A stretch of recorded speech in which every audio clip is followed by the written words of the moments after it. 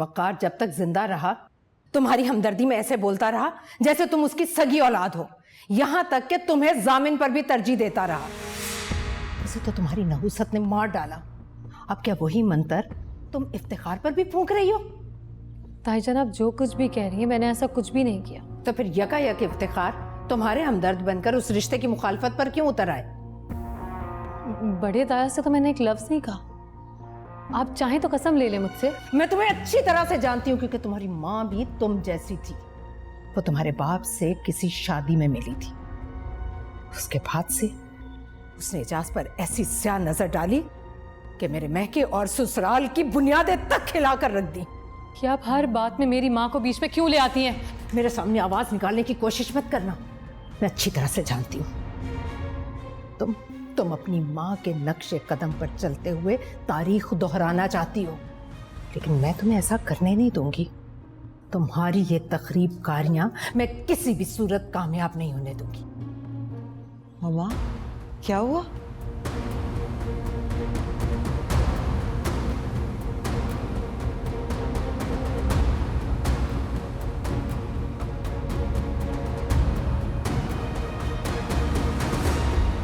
मैं सच कह रही हूँ, मैंने बड़े ताया की शादी के बारे में कोई बात नहीं। खैर, जो भी था, मैं एक बात जानती हूँ, चाचू के इंतकाल से तुम्हारी शादी रुक गई और मेरी पोस्टपोन हो गई।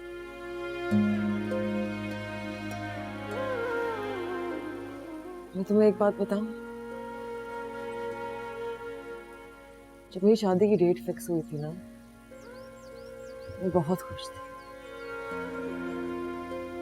वो सारी चीजें अचानक से और एकदम से होने जा रही थी, जबकि ख्वाहिश मेरे दिल में पता नहीं कब से थी। जामिन शादी के बारे में ज्यादा बात नहीं करता, हालांकि मैं जानती हूँ कि उसके दिल में भी वही कुछ है जो मेरे दिल में। बहुत ख्याल रखता है मेरा। पता है, मैं पहले बहुत जज्बाती हुआ करती थी, छोटी छोटी बातों पर आसमान सर पर उठा लिया करती थी। फिर मैंने जामिन को देखा और मैंने सोचा, नहीं, मुझे जामिन के लिए अपने आप को बदल लेना चाहिए। उन्होंने आपसे कहा अपने आप को बदलने के लिए? नहीं नहीं, बिल्कुल नहीं। यही तो खास बात है जामिन में, कभी भी किसी को कोई चीज बदलने को नहीं कहती, लेकिन उसकी शख्सियत में ऐसा जादू है कि उसके कहे बगैर मैंने उसके लिए खुद को बदल दिया।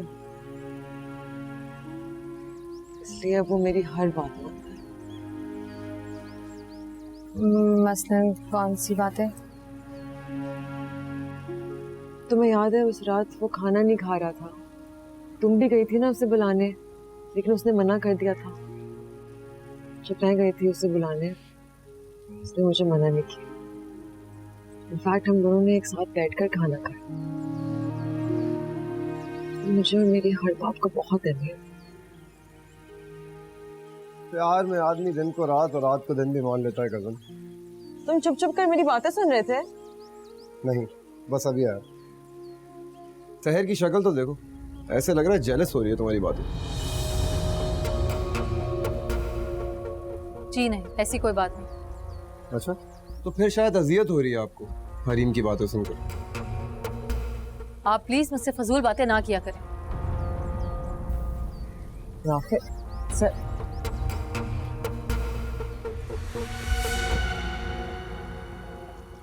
तुम हर वक्त इसे क्यों तंग करते रहते हो? कि उसने मुझे रिजेक्ट किया है, हक बनता है मेरा उसे तंग करने का। अच्छा चलो छोड़ो, मुझे बताओ तुम्हारा ऑफिस कैसे जा रहा है? नहीं बता रहा, पहले तुम मेरे साथ कॉफी पीने चलो। इस वक्त? हाँ यार, पास में नया कॉफी शॉप खुला है, चलो ना यार।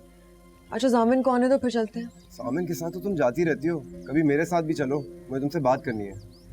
अच्छा चेंज करके आ जाओ। या पर हरी अप।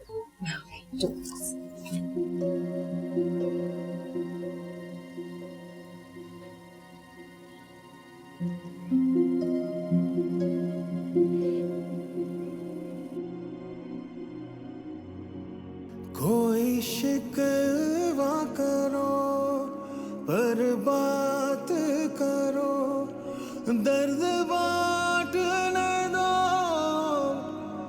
मेरे साथ रहो। बरसे नैना बरसे ये नैना रे, बरसे नैना तन्हा ये नैना रे, बरसे नैना बरसे ये नैना रे। एक आम सा मुहावरा है कि जो इंसान मोहब्बत में पड़ जाता है उसे अपने महबूब के अलावा और कुछ नजर नहीं आता। ये बात सही है क्या? हाँ हाँ हाँ, लेम जोक और बहुत स्टूपिड सवाल। ना लेम ना स्टूपिड। तुम्हें देखने के बाद तो इस मुहावरे पे यकीन करने का दिल चाहता है। अच्छा, वो क्यों? वो ऐसे कि तुमने कभी सहर को गौर से देखा है? हाँ नहीं, कैसा सवाल है ये?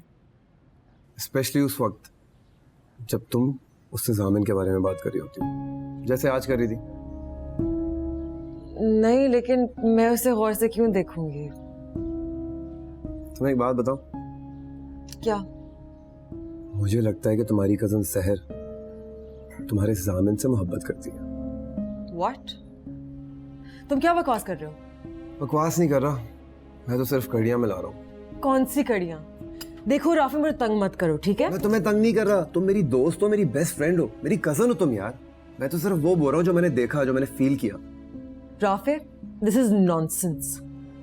हो ही नहीं सकता। मैं तुम्हें सच बताऊं, जिस दिन उसने मुझसे शादी करने से इनकार किया था ना, मैं उसी वक्त डाउट में आ गया था। तुम क्या फजूल बातें कर रहे हो? It's not possible. तुम्हें मेरी बात फजूल लगनी भी चाहिए, क्योंकि तुम जामिन पर आंखें बंद करके एतबार करती हो। And I am really happy for you. ऐसा ही होना चाहिए। लेकिन यार, लेकिन क्या? मुझे इतनी टेंशन देकर अब अपनी बकवास बात कंप्लीट तो कर लो। आंखें बंद करके मोहब्बत में एतबार करने का जमाना गया। अब तो मार्केट में ऐसी ऐसी मोहब्बतें आ गई हैं कि हिडन कैमरा और ट्रैकिंग डिवाइसेस लगाने के बावजूद लोग चूना लगाते थे। राफी, मैं तुम्हारा सर फाड़ने वाली हूँ। सहर ने तुम्हें रिजेक्ट कर दिया, तुम उस बात का बदला ऐसे लोगे? मेरे और जामिन के दरमियान शक पैदा करो। मैंने तुम्हें इतना घटिया नहीं समझा था। मेरी पूरी बात तो सुन लो। नहीं सुननी मैंने तुम्हारी कोई बात। यू नो व्हाट, मुझे खुशी हो रही है कि सहर ने तुम्हें रिजेक्ट कर दिया। तुम हो ही इसे लायक। अब गौर से सुनो मेरी बात। जामिन तुम्हें धोखा दे रहा है। उठ उठ के रातों को सहर से मिलता है वो। और ये मैं ऐसे ही नहीं कह रहा, मैंने अपनी आंखों से देखा उन दोनों को साथ। That's enough, Rafi.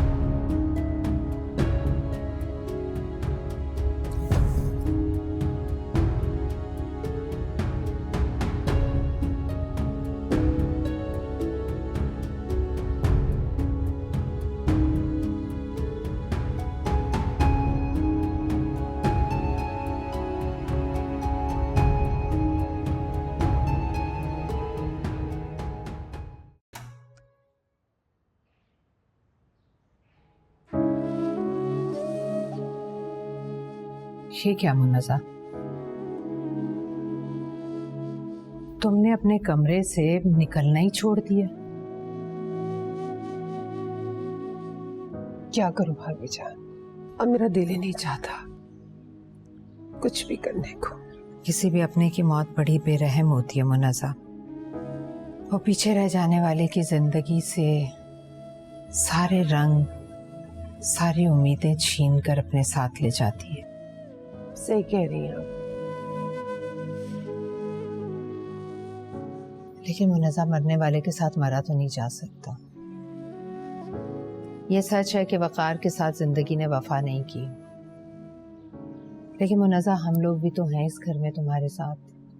मैं, हरीम, तुम्हारे इफ्तिखार भाई और सबसे बढ़कर तुम्हारा अपना बेटा।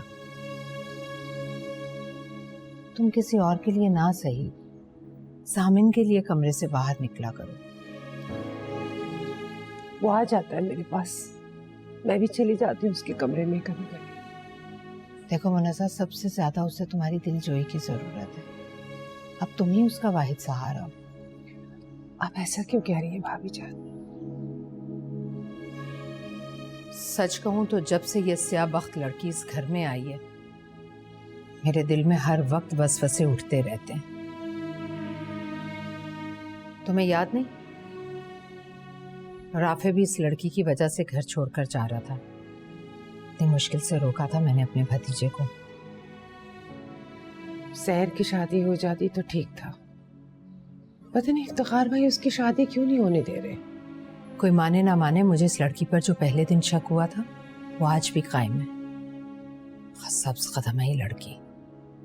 पहले अपनी शादी के रोज अपने बाप को खा गई और उसके बाद वकार।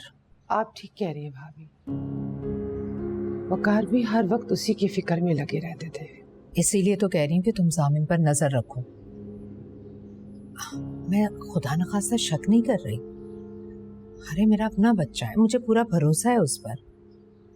लेकिन ये जादूगरनी, ये तस्वे बहा कर हर किसी को अपने पल्लू से बांध लेती है, फिर उसे अपना सरपरस्त बनाकर बैठ जाती है